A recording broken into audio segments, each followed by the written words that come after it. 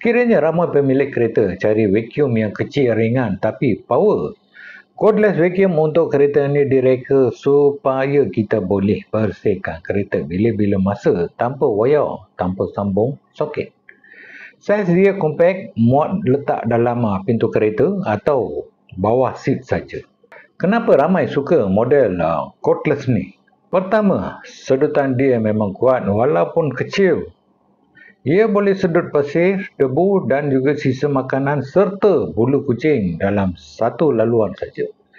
Kedua, ia datang dengan nozzle khas untuk celah seat, celah aircon vent dan bahagian kecil yang biasanya car wash pun kadang terlepas, tak dapat nak bersihkan sebab sempit sangat. Ketiga, ia sangat ringan, anda boleh pegang lama tanpa lenguh dan sesuai digunakan oleh wanita serta warga emas. Keempat,